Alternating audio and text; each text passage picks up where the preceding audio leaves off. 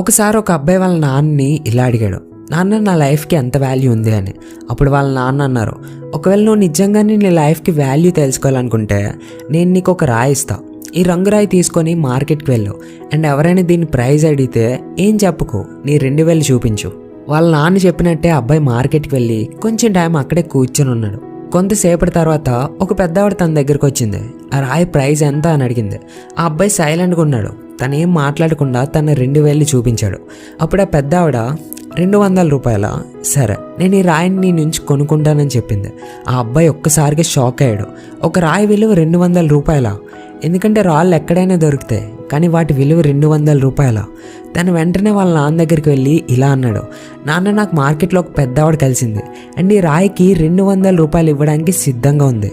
వాళ్ళ నాన్న అన్నాడు, ఈసారి నువ్వు ఈ రాయిని మ్యూజియంకి తీసుకొని వెళ్ళు అండ్ అక్కడ ఎవరైనా ప్రైజ్ అడిగితే ఏం చెప్పుకో, జస్ట్ నీ 2000 చూపించి చాలు అని అన్నాడు. ఆ అబ్బాయి మ్యూజియంకి వెళ్ళాడు. అక్కడ ఒక మనిషి చూపు ఈ అబ్బాయి చేతిలో ఉండే రాయి పైన పడింది. అప్పుడు తన రాయి ప్రైజ్ అడిగాడు.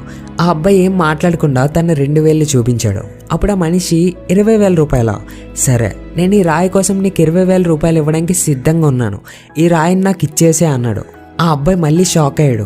వెళ్ళి వాళ్ళ నాన్నతో చెప్పాడు, నాన్న మ్యూజియంలో నన్ను ఒక మనిషి కలిశాడు, ఈ రాయికి 20,000 రూపాయలు ఇవ్వడానికి సిద్ధంగా ఉన్నాడు. అప్పుడు వాళ్ళ నాన్న అంటారు, ఇప్పుడు నేను నిన్ను లాస్ట్ ప్లేస్కి పంపిస్తున్నా. ఇప్పుడు నువ్వు వెళ్ళాల్సింది విలువైన డైమండ్స్ అండ్ స్టోన్స్ అమ్మే షాప్కి అండ్ అక్కడ కూడా ఎవరైనా ప్రైజ్ అడిగితే ఏం చెప్పుకో, జస్ట్ నీ 2000 చూపించి చాలు. ఆ అబ్బాయి ఫాస్ట్గా డైమండ్స్ అండ్ స్టోన్స్ అమ్మే ఒక షాప్కి వెళ్ళాడు అండ్ తను అక్కడ ఒక పెద్ద ఆయన కౌంటర్ వెనకాల నిలబడి ఉండడం చూశాడు. ఎప్పుడైతే ఈ పెద్ద ఆయన చూపు ఈ రాయి పైన పడిందో తను షాక్ అయిపోయాడు. అతను కౌంటర్ నుంచి బయటకు వచ్చి ఆ అబ్బాయి చేతిలో నుంచి ఆ స్టోన్ తీసుకొని, ఓ మై గాడ్, ఈ రాయి కోసం నేను నా లైఫ్ మొత్తం వెతికాను, ఎక్కడ దొరికింది రాయి, దీని ప్రైజ్ ఎంత, నాకు ఈ రాయి ఇవ్వడానికి ఎంత తీసుకుంటావు అని అడిగాడు. ఆ అబ్బాయి మళ్ళీ ఏం మాట్లాడకుండా 2000 చూపించాడు. అప్పుడు ఆ పెద్ద ఆయన అన్నాడు, ఎంత, 2 లక్షల రూపాయల? సరే నేను ఈ రాయి కోసం నీకు 2 లక్షల రూపాయలు ఇవ్వడానికి సిద్ధంగా ఉన్నాను, ప్లీజ్ నాకు ఇచ్చేసే అన్నాడు. ఆ అబ్బాయి తన కళ్ళని నమ్మలేకపోతున్నాడు.